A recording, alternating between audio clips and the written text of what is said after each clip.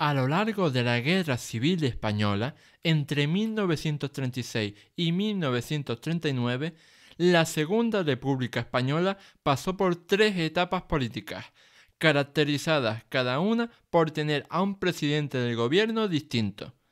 El último de ellos fue Juan Negrín, que ocupó el cargo entre el 17 de mayo de 1937 y el 31 de marzo de 1939. Entre otras cosas, por ser la persona que encabezaba el gobierno durante el final de la guerra, Juan Negrín ha sido uno de los personajes más controvertidos de esta parte de la historia de nuestro país. Por ello, si quieres acercarte de forma rigurosa a la figura del último presidente de la Segunda República Española, este programa es para ti. ¡Empezamos!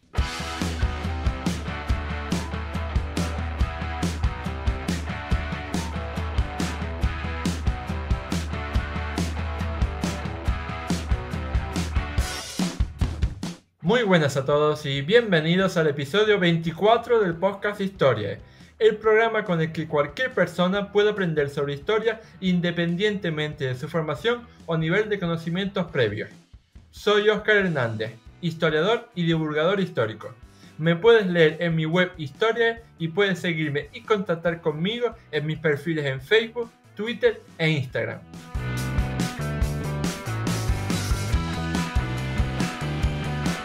No tengo los datos que me permitan confirmarlo, pero creo que no ando muy equivocado si digo que la historia de la Guerra Civil Española es una de las más tratadas y divulgadas de la historia de nuestro país. Y con razón, pues esta guerra fue uno de los peores conflictos bélicos que ha sufrido nuestro país a lo largo de toda su historia, y no solo por el número de víctimas o territorios arrasados, sino por su crudeza y violencia.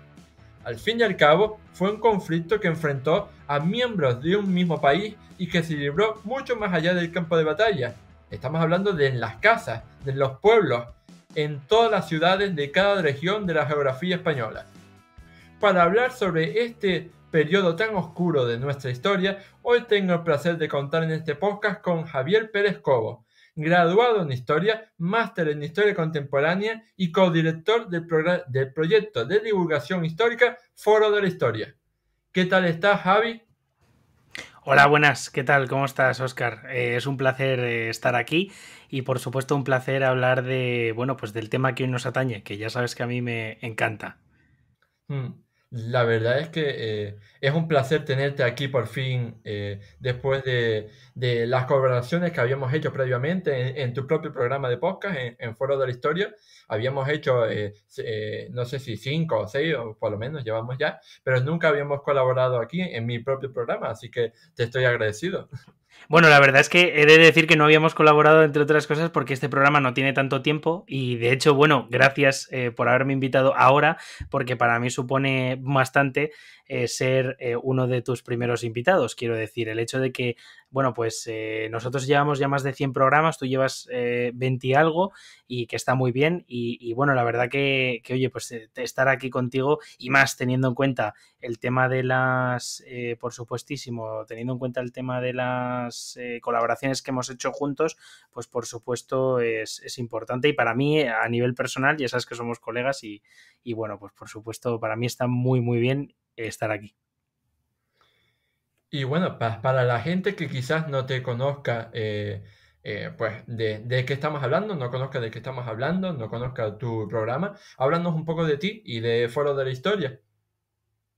Bueno, pues nada, muchas gracias.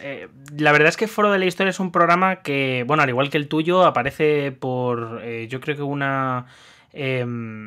digamos bueno, un hastío vital respecto a cierto contenido que hay en Internet, ¿no? Que a veces no cubre nuestras expectativas y, bueno, pues de alguna manera esta frase de si quieres que las cosas se hagan bien, hazlas tú, pues, bueno, cobra ese sentido, ¿no? Quisimos hacer un programa de podcast, que además lo hicimos con gente que de verdad que tiene muchísima experiencia en el tema de los blogs, por ejemplo, como es el caso de Rubén, y bueno, pues a través de, digamos, de esta unión bueno, pues de personas que además son muy diferentes y que, bueno, pues que tenían digamos, un proyecto y unos objetivos comunes, pues conseguimos hacer un programa que, bueno, a día de hoy ha llegado a estar incluso entre los 50 más grandes en iVoox. De todos modos, estos son unas estadísticas que, bueno, van variando día a día, así que tampoco vale mucho la pena. Pero lo que sí que me quedo es un poco con que la divulgación histórica es algo que avanza día a día. Nosotros nos hemos metido en esta carrera que desde mi punto de vista es una carrera de fondo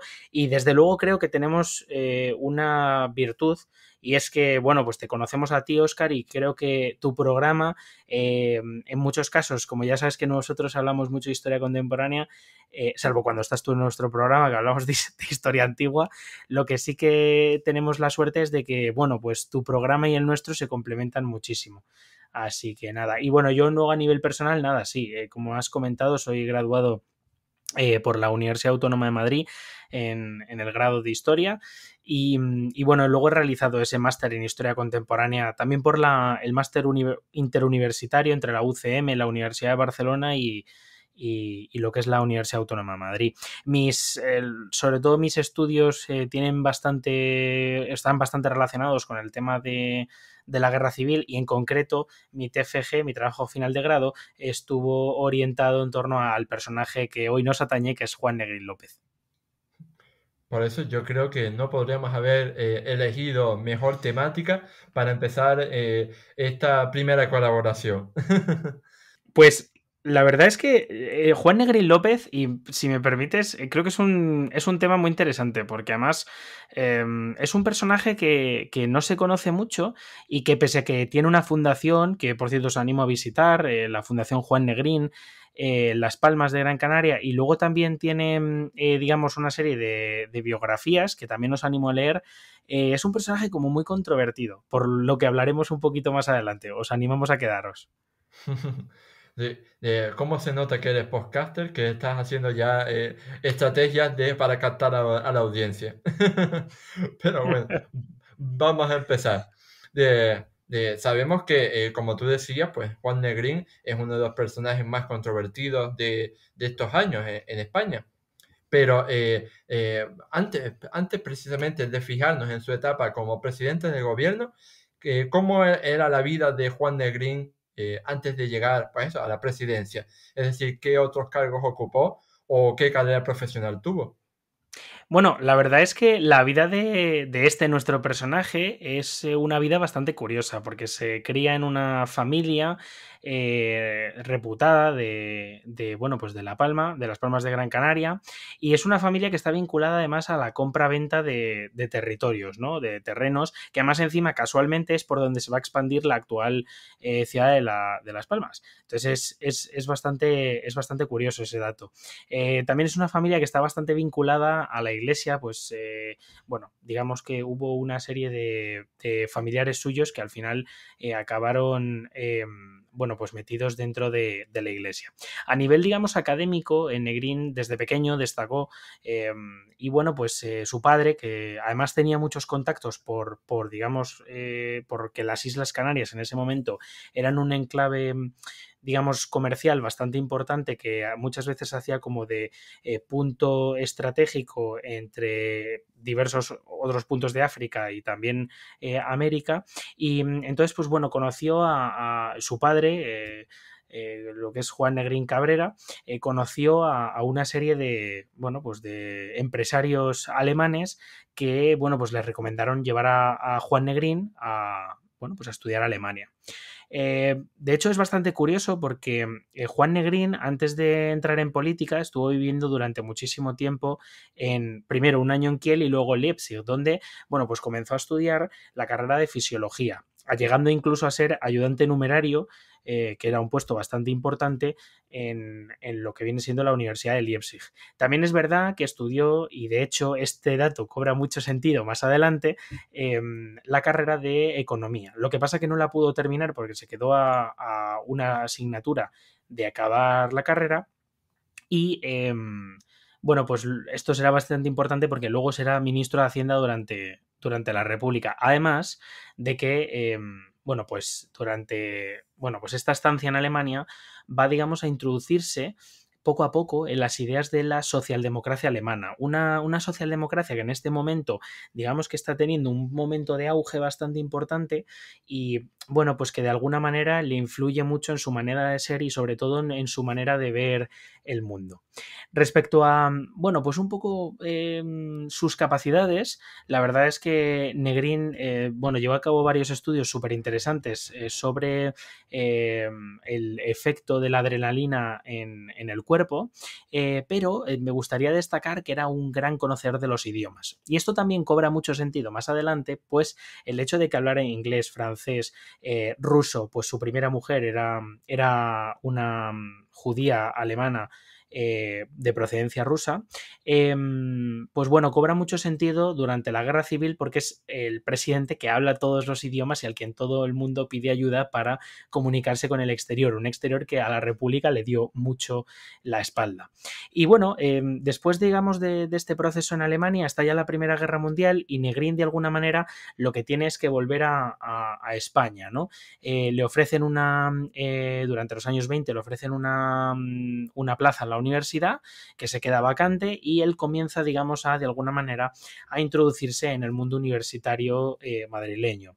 Poco a poco va, bueno, pues desarrollándose y a finales de los años 20 comienza bueno, pues a tener muchísima relación con diversos miembros del Partido Socialista.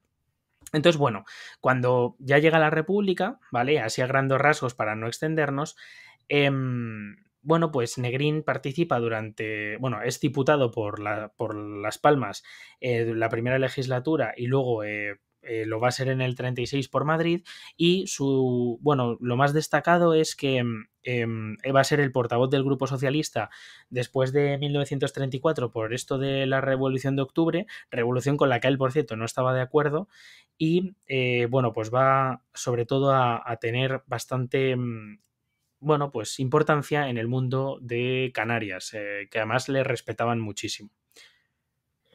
Pues como ya pueden ver, mis queridos oyentes, a Javi le gusta mucho hablar. Le gusta mucho hablar y si es encima de lo suyo, pues más. Pero bueno, continuando con este programa, si no estoy equivocado, corrígeme si me equivoco, en el gobierno de Juan Negrín hay que distinguir dos etapas de gobierno diferenciadas, claramente distintas, divididas por la fecha del 6 de abril de 1938.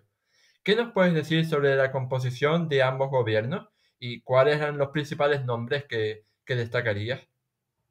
Bueno, la verdad es que aunque Juan Negrín es un personaje que es verdad que ya había tocado, digamos, cargos ministeriales, pues es cierto que bueno, pues había, digamos, tenido pues ya bastante poder dentro bueno, pues del anterior gobierno, que es el de Largo Caballero. Cuando él llega en la primavera del 37, digamos, se inicia esta primera etapa de la que tú nos estás comentando. Efectivamente hay dos etapas que se están marcadas por ese 6 de abril del 38, ¿no?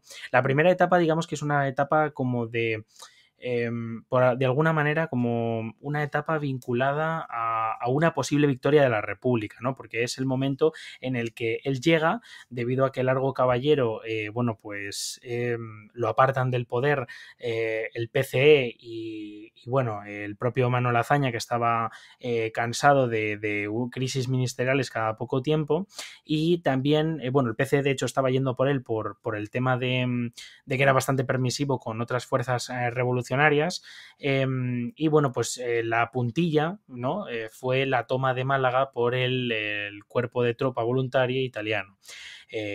Poco antes de esa primavera del 37, ¿no?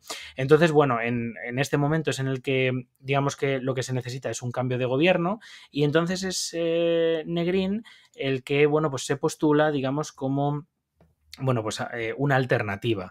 Negrín llega a la presidencia del gobierno, a diferencia de Largo Caballero, que había sido, digamos, una necesidad para intentar poner orden de un momento que había sido muy, muy anárquico, ¿no? Pues las estructuras del Estado republicano se habían caído y es en este momento en el que ya, digamos, gracias a este gobierno de Largo Caballero, ya se habían restablecido, se había intentado incluso, y ya se había creado el Ejército Popular, que en este momento se estaba reorganizando.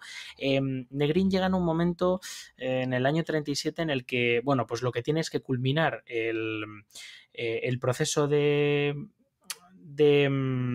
digamos, de centralización de ese ejército popular, y sobre todo intentar conducir la guerra a una fase más beneficiosa para la República, ¿no? Para el gobierno republicano. Entonces, bueno, este primer periodo, que por cierto se destaca porque en cuanto a la composición de su gobierno entran partidos como el Partido Socialista, con Juan Negrín, y con otra gente como Indalecio Prieto como ministro de Defensa, que sea un cargo muy importante, Zugaciagoitia como ministro de Gobernación, o, bueno, pues gente como el ministro de Trabajo, José Roix, que bueno, este es verdad que era comunista. Luego también tenemos a gente comunista como Jesús Hernández o Vicente Uribe. Jesús Hernández en el Ministerio de Instrucción Pública y Vicente Uribe en el Ministerio de Agricultura. Y bueno, pues gente como, por ejemplo, José Giral, de partidos republicanos, o Manuel de Irujo de partidos nacionalistas, en este caso el vasco, ¿no? Y bueno, es un gobierno, este primero, un gobierno, digamos, de centralización, y un gobierno que representaba la totalidad de las fuerzas del Frente Popular, ¿no? Al menos las más importantes de esa coalición de izquierdas. Y bueno, este gobierno, digamos, que se va deteriorando paulatinamente según la situación de la República se va haciendo más y más bueno, precaria, ¿no? Justo el momento en el que llega Negrín se está iniciando lo que es la conquista del norte, lo cual va a suponer un golpe importantísimo para la República en términos industriales, pues es una zona importante, y también en términos militares, pues se elimina un segundo frente y se elimina un ejército de más de 100.000 hombres republicanos que en muchos casos embarcan y se unen a la zona centro, y en otros tantos acaban hechos prisioneros o acaban como una guerrilla, como es el caso de Asturias. Entonces, bueno, esa es la primera etapa. En torno a diciembre de ese año comienza la batalla de Teruel, una batalla que los republicanos comienzan ganando y que en febrero aproximadamente la acaban perdiendo, y en marzo-abril se desarrolla lo que es la batalla la batalla por Aragón, donde la República pierde esa batalla, la de la Alfabra, y se parte el territorio republicano en dos. Es este momento en el que ya hablaríamos de ese punto de inflexión, el 6 de abril, momento en el que ahí comienza ese segundo gobierno, ¿no? Ya con ciertos personajes fuera, y comienza una etapa de, digamos, una centralización más aún del poder en el presidente de gobierno, Juan Negrín, debido a que, bueno, ya no solo es el presidente del Consejo de Ministros, sino también es el ministro de Defensa Nacional. De hecho, el que, digamos, es eliminado de esa cartera es Indalecio Prieto, que era su mayor colaborador, y que posteriormente, y debido a esto y a otra serie de desplantes que, bueno, no tenemos tiempo de hablar, digamos que se va a convertir en uno de sus máximos enemigos. En el exilio serán némesis. Pero bueno, este segundo gobierno, que comienza entre el 5 de abril y acaba el 6 de marzo de 1939, o sea, el día en el que el coronel Casado da el golpe de Estado, está muy influido ya no solo porque está Negrín como presidente de gobierno y como ministro de Defensa, sino también porque, bueno, los socialistas obtienen el mayor número de carteras que habían tenido durante gobiernos de la República, teniendo también, por ejemplo, el ministro de Estado, Julio Álvarez del Valle, un ministro súper importante a nivel, digamos, de política exterior, también el ministro de Gobernación, que es Paulino Gómez, y pues, bueno, otros como, por ejemplo, el ministro de Justicia, de Ramón González. Aquí tenemos ciertos nombres que se repiten, como es el caso de Jesús Hernández, por ejemplo, por el Partido Comunista, y también pues tenemos a cierta gente de la CNT, cierta gente también de los partidos nacionalistas catalanes y vascos. Y bueno, pues este segundo gobierno, a diferencia del primero, que viene un poco a representar a las fuerzas del Frente Popular, digamos, tiene un carácter de unidad nacional, ¿no? Es una especie de gobierno que lo que viene es a salvar la situación, una situación crítica para la República, y viene, digamos, a de alguna manera intentar estabilizar una situación de quiebra. Pues la verdad es que es muy importante que todos estos matices, todas estas diferencias que al fin y al cabo lo que nos hacen es darnos cuenta de que ningún personaje, ni ningún proceso histórico, ni ninguna civilización es blanco y negro, sino que está llena de matices y facetas que hay que comprender para poder llevar a cabo un buen entendimiento de la época, que es al fin y al cabo lo que nos llevará también a hacer una buena divulgación. Entonces, partiendo de esta base que hemos dicho de las dos etapas de gobierno y demás, quería preguntarte, a nivel de política interna, vamos a entrar de lleno en los gobiernos, a nivel de política interna, ¿cuáles fueron las principales medidas de Juan Negrín al frente de la presidencia del gobierno? Vale, bueno, al frente de la presidencia del gobierno es verdad que se continúa una tarea que él ya había iniciado desde el Ministerio de Hacienda durante el 36-37, que había sido, digamos, la reorganización de las fuerzas de seguridad del Estado. En este caso, de los carabineros, que venían un poco a, de alguna manera, una fuerza ¿no? Militar. De hecho, se le llamaron los 100.000 hijos de Negrín, que venía, digamos, de alguna manera, bueno, haciendo alusión a los 100.000 hijos de San Luis, por si acaso lo aclaramos, del siglo XIX, que venía, digamos, a controlar la situación en las fronteras. Esto es bastante importante, pues las fronteras eran bueno, eran el paso de armas, sobre todo las fronteras en Francia, ¿no? Eran los Pirineos, eran por donde se pasaba el material y por tanto eran de vital importancia para los diferentes gobiernos.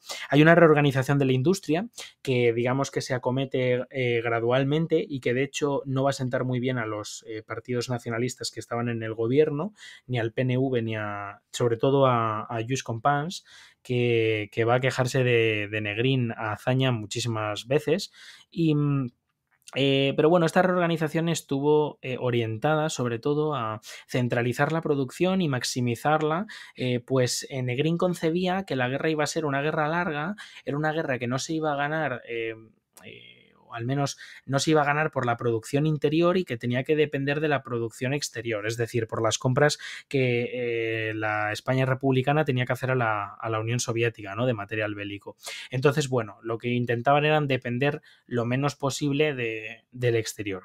Por otra parte, también es verdad que se acabó a partir del año 37, en el momento en el que llega Negrín al poder, se acabó con diversos partidos, como es el Partido Obrero de Unificación Marxista, que bueno, pues llevó a cabo una serie de acciones militares en Barcelona en el mayo del 37 y viene a acabar con eso y por supuesto a dar orden y estabilidad a la retaguardia republicana. Y luego, por otra parte, como ya hemos comentado antes, a la reorganización del Ejército Popular, dotando a el Estado Mayor de una serie de capacidades para, pues eso, reorganizarse en estas dos ocasiones en las cuales la República, digamos que militarmente está en una quiebra y necesita recomponerse para luego seguir plantando batalla, ¿no? Esas son, digamos, a grandes rasgos sus mayores medidas durante su gobierno. Hmm.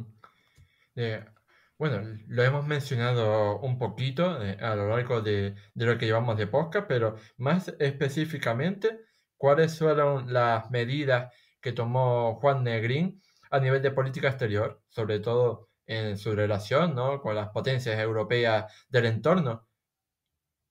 Sí, claro, de hecho, este es uno de los ejes más importantes de su política personal, ¿no? Que es esa política de resistencia, que es el alma, ¿no? de sus gobiernos, sobre todo del segundo. Esa política de resistencia a nivel internacional se va a traducir en una serie de negociaciones y de contactos con las potencias occidentales, concretamente con Gran Bretaña y con Francia. Con Gran Bretaña, digamos, para que no presione a Francia y con Francia, sobre todo, para que deje pasar material o para que incluso le venda material a la República Española.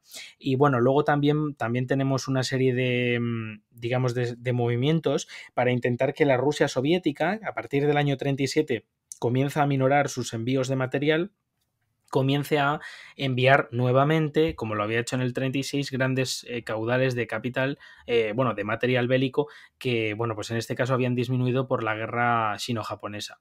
Respecto a su éxito con las potencias, sobre todo con el gobierno británico, fue un éxito. Vamos, no fue un éxito, fue un fracaso, vamos a decirlo claro, principalmente porque los británicos, pese a que a nivel social sí que es cierto que apoyaban al gobierno de la República, eh, a nivel político, las altas esferas, digamos que no apoyaban bueno, la causa de la República, pues pensaban que era un gobierno bolchevique. Y además, de hecho, Negrín en ciertas ocasiones, digamos que comenta a sus homólogos, bueno, pues a los diplomáticos y al presidente inglés, bueno, pues que él puede incluso disolver el Partido Comunista si a él le dan apoyo militar, porque él lo que es un demócrata. Y bueno, y desde luego, y por este tipo de cosas, es un pragmático. Pero luego, respecto al francés, a mí me parece más interesante incluso que el británico, porque el gobierno francés, que además en este momento también está en un momento en el que el Frente Popular francés está presente durante los 3 años de guerra, ¿no? Con Léon Blum, que va a ser este presidente francés, que va, digamos, a permitir la entrada de material bélico en España y, por supuesto, también, bueno, pues de alguna manera va a practicar una política que es la política de intervención relajada, ¿no? Es una política de intervención en la cual, entendiendo que Francia no se moja en el conflicto español, sí que de manera secreta, o al menos no oficial, sí que va a dejar pasar montones de material español, o sea, de material ruso, por la frontera francesa, para que entren a través de los Pirineos y reabastezcan bueno, pues al ejército popular. También es cierto que esta es una política que se, digamos, realiza poco a poco y sobre todo que se realiza de manera gradual, ¿no? Quiero decir que a lo mejor durante 20 días la frontera está abierta y pasan ingentes cantidades de material, pero luego a 3 meses se cierra y luego se vuelve a abrir otra vez y, por ejemplo, antes de la batalla del Ebro se abre la frontera durante un breve periodo de tiempo para que todo este material pase. Ese para mí es el mayor éxito de la diplomacia republicana, pues consigue que un país que está, digamos, en una política de no intervención severa, hasta cierto punto consiga, o bueno, consigue que ese país, pues de alguna manera deje pasar todo el material que la República necesita, porque era absolutamente necesario para la supervivencia del gobierno.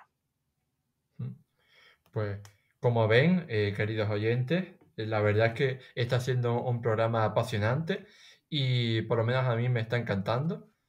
Pero bueno, vamos a tocar otros palos, no solo políticos. Por ejemplo, a nivel económico, por ejemplo, o a nivel social, ¿cuáles fueron las principales medidas de Juan Negrín en la presidencia del gobierno? Bueno, estas te las voy a resumir brevemente. La verdad es que Negrín, desde que llegó ya no incluso a la presidencia del gobierno, sino antes con lo que es su presencia en el Ministerio de Hacienda, que es en lo que él destaca, gracias, por cierto, como ya hemos dicho antes, a los conocimientos que tenía por haber estudiado la carrera en Alemania, aunque no la terminara porque estalló la Primera Guerra Mundial y, pues bueno, tuvo que dejarlo. Por una asignatura. Lo más curioso del tema es que Negrín ideó una estrategia para sanear la peseta y digamos que ésta tuviera bueno, pues que digamos no se devaluara tan rápido como luego lo hará en el segundo proceso de la guerra, que es digamos un momento en el que ya el dinero republicano no vale absolutamente nada. Además también va a realizar diversas estrategias para luchar contra los ataques económicos por parte de la España franquista, que intentaban, digamos, inflar, digamos, el territorio republicano de billetes para que cada vez el dinero valiera menos y, por supuesto, hacerle la guerra económica y llevar a la debacle al territorio republicano. Respecto a más medidas económicas, bueno, realmente lo que se le conoce a Negrín es el oro de Moscú, ¿no? Y es, bueno, pues vamos, la utilización de esas reservas de oro, que en el caso de España eran las sextas del planeta, las van a mover a Cartagena en el año 36 y de Cartagena las van a mandar hacia la Unión Soviética para ir comprando material paulatinamente, ¿no? Esas digamos que son las mayores medidas económicas que digamos que hacen que la República sobreviva. Ya no entramos si sobreviva en buenas condiciones o a duras penas esa guerra y que bueno pues que se consiga mantener hasta finales del 38 principios del 39, ¿no? Cuando ya no llegan más equipos de la Unión Soviética. Y luego respecto a, digamos, el ámbito social, sí que es verdad que podríamos hablar un poco de la propaganda, ¿no? Pues es verdad que lo que es los ministerios, sobre todo el Ministerio de Estado, va a llevar a cabo una labor de propaganda impresionante para levantar la moral de una población que cada vez está más deteriorada y que de hecho cada vez consume menos calorías, los alimentos son más escasos e intentan de alguna manera bueno, pues sustentarlos, ¿no? Y eso lo hacen a través de la propaganda. Propaganda que, por cierto, también tiene que ver con la política diplomática, porque al final lo que querían era plantear la situación de la República como la situación de todas las democracias occidentales. Y de hecho, yo creo que deberíamos dedicar en el futuro, a lo mejor, un programa específicamente al tema propagandístico, porque la historia de la propaganda, ¿no? A lo largo de la historia de la propaganda política, es algo que siempre me ha interesado y que lo he manifestado tanto en mi web como en este propio programa de podcast. Así que yo ahí lo dejo, por si te interesa hacer un programa específico solo sobre la propaganda.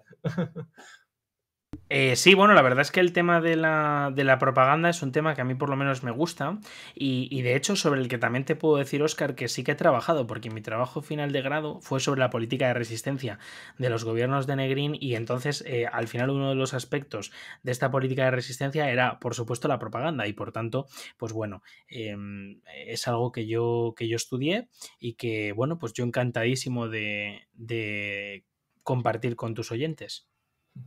Pues dicho queda. Y bueno, ya que has mencionado una de las grandes polémicas de la etapa de Juan Negrín, ¿no? Al frente del gobierno de la República, como fue lo del oro de Moscú, que siempre pues está rodeado de esta polémica, pues yo quería también mencionar otras polémicas relacionadas con la República en estos años de la Guerra Civil, como por ejemplo, primero el anticlericalismo, ¿no? O sea, sabemos que en el bando republicano, sobre todo en el primer año de la guerra, se cometieron grandes barbaridades entre estos grupos anticlericales. Por ejemplo, llevaron a cabo la quema de múltiples iglesias y monasterios y el asesinato de miles de eclesiásticos de todo tipo. Incluso, por lo que tengo entendido, ocuparon cementerios para desenterrar a cuerpos de eclesiásticos con el objetivo de robarles las posibles piezas de valor con las que se hubieran enterrado. Aparte de que evidentemente hicieron mofas carnavalescas, ¿no? Se vistieron con las ropas litúrgicas, se sacaron fotos y demás, pues fotos que quiero decir que son públicas, que se han visto, y bueno, aparte un montón de cosas más. Entonces, a propósito de esto, quería preguntarte, ¿cómo fue la relación de Juan Negrín con el mundo religioso y si hizo algo para parar estos actos bárbaros e inhumanos? Bueno, la verdad que primeramente habría que destacar que la relación de Negrín con el mundo religioso es una relación que, aunque no digamos es la más estrecha del mundo, sí que es cierto que a él digamos que era un mundo que le tocaba de primera mano, porque al final, como ya he comentado antes, hay varios familiares suyos que digamos que están dentro de este estamento eclesiástico y de hecho esto se ve claramente en que es algo que a Negrín, como a otros muchos demócratas del Partido Socialista, bueno, pues les escamaba, vamos, a muchos republicanos, bueno, pues era el tema de que cuando comienzan estos actos, que aunque es verdad que son actos que no son anecdóticos, pero tampoco son sistemáticos y que se dan en ese verano del 36, pero que luego, digamos, desaparecen en ese año 37, que es el momento justo en el que coincide con la reconstrucción del poder republicano, es curioso porque Juan Negrín, junto con Indalecio Prieto en este caso, van a llevar a cabo por Madrid diversas partidas, mientras incluso son ministros. Ojo, porque eso es importante. Van a llevar a cabo diversas partidas para evitar las sacas, ¿no? De esas casas de, bueno, pues de derechistas conocidos, pues por ejemplo del barrio Salamanca.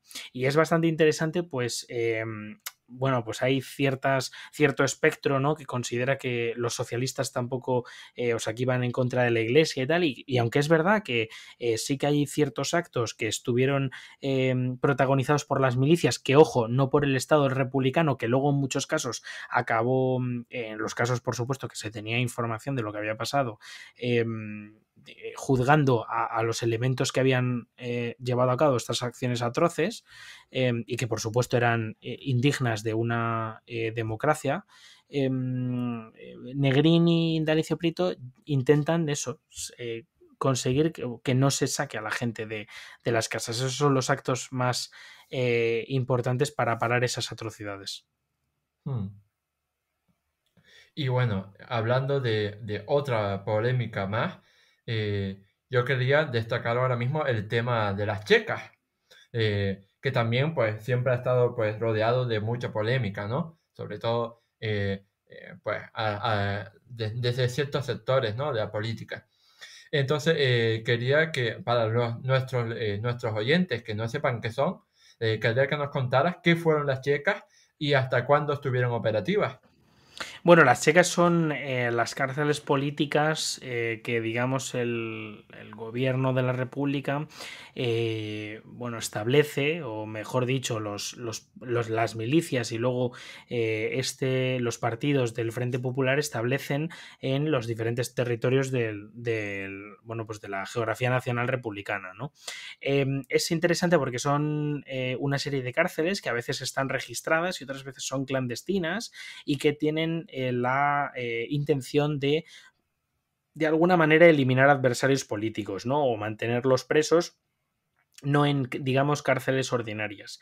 Es interesante porque, bueno, estas chegas, el momento, digamos, de auge, como ya lo hemos dicho, y de apogeo, es un momento que es el verano del 36, finales de este mismo año y principios del 37, ¿no? Un momento de mayor descontrol del gobierno republicano. O sea, para que os hagáis una idea, al igual que lo que pasaba con lo que hablamos de la quema múltiple de iglesias, bueno, pues en este momento el Estado republicano había desaparecido. O sea, el Estado republicano existía, pues había un presidente, una serie de instituciones, sin embargo no tenían el poder sobre el territorio. O sea, quiero decir, era un gobierno que al final estaba un poco a merced de las milicias y estaba un poco a merced digamos, de todo el mundo hasta que se pusiera orden, ¿no?, dentro de la retaguardia republicana. Entonces este es el mayor momento de apogeo de estas checas. Y bueno, duraron, por supuesto, hasta el final de la guerra, en el momento en el que, bueno, pues ya el ejército rebelde las desarticuló totalmente.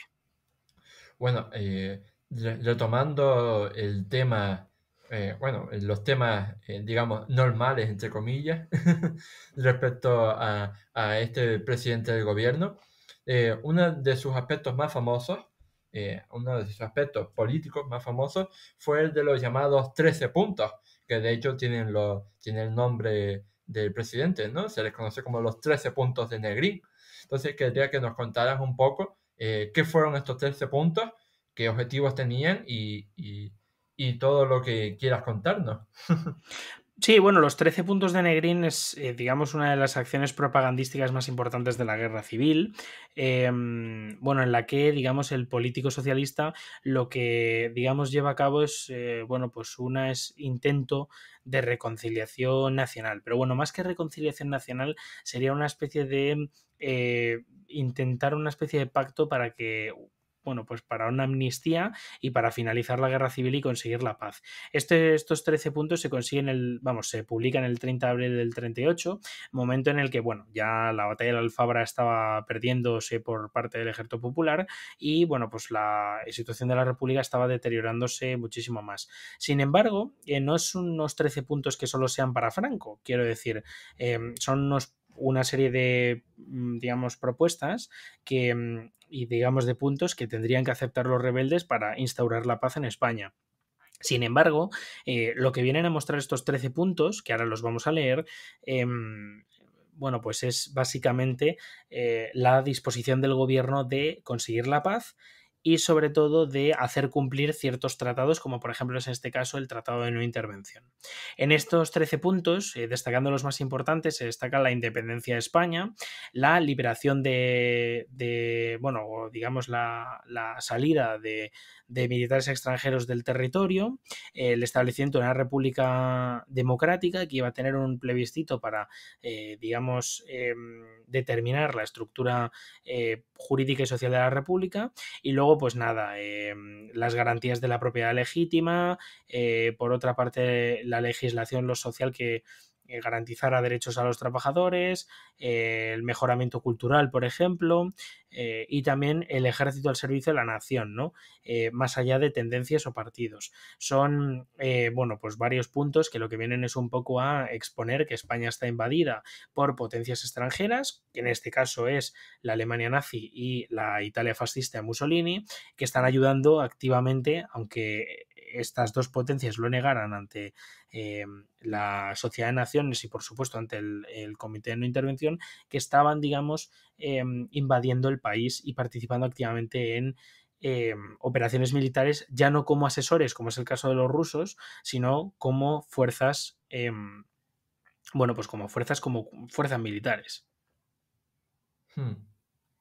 Y bueno, estos 13 puntos de Negrín, como tú bien decías, se hicieron en un contexto histórico determinado, ¿no? Al final de la guerra. Y precisamente hay dos hechos que marcaron el final de la guerra civil en el bando republicano, que ya los hemos mencionado brevemente a lo largo de este episodio, como son la caída de Cataluña, por una parte, y el golpe de Estado del coronel Segismundo Casado. Entonces, bueno, para empezar, vamos a hablar un poco, si te parece, sobre la caída de Cataluña y cómo la vivió Juan Negrín. Pues mira, la verdad es que respecto a los 13 puntos de Negrín, los 13 puntos de Negrín se, digamos, publican el 30 de abril del año 38 y son una serie de puntos, ¿no? Que digamos que se publican en un momento concreto, ¿no? Y es el momento de la pérdida de la batalla de Alfabra y la separación en dos del territorio republicano, ¿no? La zona de Cataluña y lo que sería la zona de Levante, con ese ejército de Levante y con el ejército de centro, con Madrid a la cabeza, ¿no? Y con el Segismundo Casado, que será uno de los cargos más importantes y del que luego hablaremos. Después de esos meses, se lleva a cabo en julio, se emprende la ofensiva republicana el 25 de julio sobre el Ebro, ¿no? Intentando conquistar, intentando unificar nuevamente, pero bueno, conquistar una franja de terreno modesta, que es la de las sierras de Pandol Cabals, y para llegar a la zona de, bueno, pues ya pasando el río, pues bueno, intentar conquistar una franja de terreno, digamos, que diera un poco de aliento a la República y sobre todo que dijera a nivel internacional que la República estaba viva, ¿no? De hecho, la venden como una especie de asombro al mundo, ¿no? Porque pensaban que la República estaba derrotada y al revés, estaba todavía que podía pelear, ¿no? Entonces, bueno, después de 3 meses muy duros, bueno, pues se pierde la batalla del Ebro, las tropas republicanas cruzan el río con una gran cantidad de bajas, pérdidas de material y de todo, y comienza lo que viene siendo una segunda reorganización del ejército republicano de Cataluña. Este ejército republicano no se va a poder recomponer, pues poco más tarde, en enero del año 39, las tropas sublevadas rebeldes comienzan el ataque de todo el territorio catalán que falta. Negrín vivió esto un poco como la pérdida de la zona industrial más importante, que era la de Cataluña, la que quedaba en manos de la República, después de haber perdido la zona norte, y por supuesto primero vivieron el traslado de la capital a Girona y luego el paso de ese 500.000 de refugiados y de tropas al territorio francés. También es importante destacar el hecho de que, bueno, luego Negrín, cuando digamos salió de ese caos, ¿no? Que se había montado a través de esa huida masiva de republicanos y de tropas por la frontera pirenaica, pues Negrín decide volver a lo que es la península y ponerse otra vez al mando del gobierno. El problema es que en torno a febrero del año 39, pese a que ellos tenían una estrategia de aguantar, digamos, unos meses más para conseguir ya no ganar la guerra, porque la guerra no se planteaba ganar desde el año 38. O sea, lo que querían era resistir para enlazarlo con un conflicto internacional que pensaban que iba a suceder, que era el expansionismo de los nazis en el este. Sabemos lo que pasó pocos meses más tarde. Pero en realidad el objetivo principal de la política de resistencia Negrín llegados a este punto era la de salvar la mayor cantidad de vidas posible. Es decir, el gobierno idea una serie de planes que, ayudándose de la flota, que mayormente era republicana, iban a intentar trasladar a la semana más de 16.000 refugiados al norte de África y a las costas francesas. Iban a intentar sacarlos porque sabían que cuando llegara Franco iba a hacer una escabechina como la que realmente hizo. ¿Qué pasó? Que este plan les fue presentado a los generales republicanos, entre ellos a Segismundo Casado, que en este caso era coronel. De hecho, es más, le ascienden a mediados de febrero del 39, y el problema es que, Segismundo Casado, como otros tantos cargos, como es el caso de Matallana, que también está en la reunión de los llanos del 16 de febrero del año 39, pues ya habían tenido contactos con la quinta columna. De hecho, en el caso de Segismundo Casado lo había tenido a través de su ayudante, que era espía de Franco, literalmente. Pues habían tenido ya contactos con la quinta columna y digamos que de alguna manera le sugieran al presidente que lo que hay que hacer es intentar rendirse, y que lo que tenían que hacer es rendirse digamos entre militares. ¿Qué sucede? Hay la verdad que bastantes momentos críticos ese mes, pues Negrín intenta ascender por ejemplo al coronel Casado para que siga luchando, mientras el coronel Casado ya había contactado con la quinta columna. Pero también es interesante porque pocos días más tarde, para intentar afianzar el poder, digamos, de los militares leales al movimiento de resistencia, ya no a la República, al movimiento de resistencia de Negrín, asciende a una gran cantidad de cargos, ¿no?, que le son leales, y entre los que están varios comunistas. ¿Qué sucede? Estos cargos nunca se llegan a publicar, O sea, de hecho no están en diarios. Si os miráis los diarios oficiales, ni siquiera están en esos diarios. Lo que pasa es que sí que es cierto que esos cargos llegan a oídas de, por ejemplo, Segismundo Casado, Matallana, Miaja, y digamos que siembran el descontento. Lo que sucede es que digamos que comienza, a ver en lo que es en los alrededores del presidente una especie de conciencia de que va a haber un golpe de Estado. O sea, se sabe que va a pasar algo. No se sabe exactamente el qué, pero va a pasar algo. Y pues este golpe de Estado llega el 5 de marzo, momento en el que el coronel Segismundo Casado, junto con otros políticos, por ejemplo, tenemos a Cipriano Mera de la CNT, a Julián Besteiro del ala más, antinegrinista, por supuesto, del Partido Socialista Obrero Español, y luego a otros políticos republicanos, van a llevar a cabo, radiar este manifiesto en Unión Radio, en el cual se dice que el gobierno no tiene capacidad de acción, carece de legitimidad, y pues es el Consejo de Defensa Nacional quien tiene que tomar las riendas para rendir el territorio a los rebeldes. Y pues a partir de ahí Negrín intenta hacer un traspaso de poderes con el coronel Segismundo Casados, pero al no conseguirlo, pues el mismo día al día siguiente del golpe, en realidad es al mismo día, porque el golpe, el manifiesto se da a las 00 del día 6 de marzo. Y el mismo día sale del país y nunca volverá. Fallecerá en el año 56 sin, por supuesto, volver a España. Bueno, pues como pueden ver, mis queridos oyentes, pues Javi ha cogido mi pregunta sobre la caída de Cataluña y la ha convertido también en la pregunta que le iba a hacer sobre Segismundo Casado a continuación. Pero oye, esto es tu casa también, así que tú siéntete a gusto. Pero bueno, con esto, la pregunta sobre Segismundo Casado iba a ser la última, así que lamento tener que decir que con esto hemos terminado este programa. La verdad es que ha sido súper interesante y súper instructivo, Yo creo que hemos hecho un gran repaso a toda la trayectoria de Juan Negrín, no solo a nivel político como presidente del gobierno, sino que también empezamos desde antes.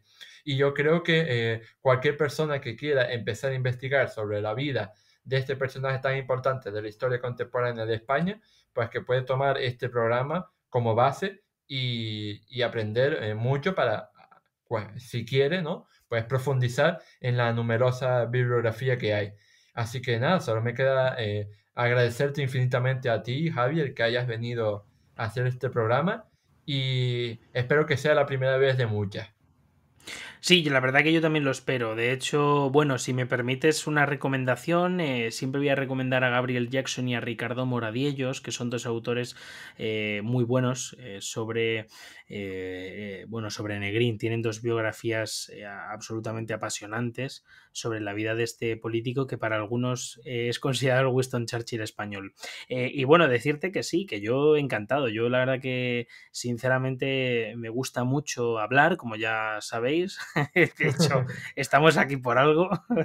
Y bueno, pues también decir bueno, que siempre hablar en espacios que son amistosos, ¿no? Como es este podcast de Historiae, pues siempre es estupendo. Y me alegro mucho, de hecho, y recalcar que me alegra mucho de haber estado aquí, principalmente porque así nuestras colaboraciones son recíprocas y son, digamos, donde todos ganamos. Desde luego los que más ganan son los oyentes, pero también Óscar y yo ganamos mucho.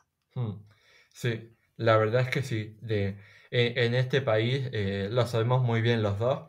Se necesita que se haga muy buena divulgación histórica y más específicamente buena divulgación histórica de la historia de España, porque sabemos que hay mucha gente que no lo hace tan bien.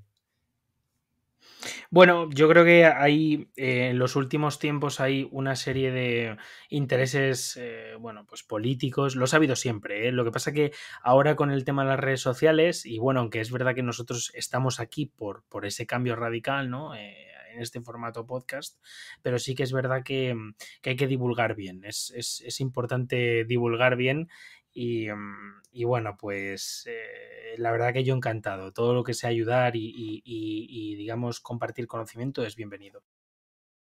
Ahora sí, ha llegado el final del programa 24 de Historia. Si quieres expresar qué te ha parecido este podcast, darme alguna sugerencia sobre temas a tratar en el futuro, hacerle alguna pregunta directa a Javi o recomendarme algún libro que deba leer, no dudes en dejarme un comentario.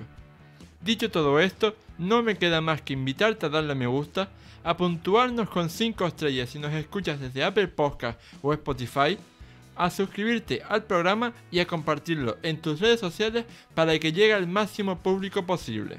Nos vemos en el próximo programa de Historia. ¡Hasta luego!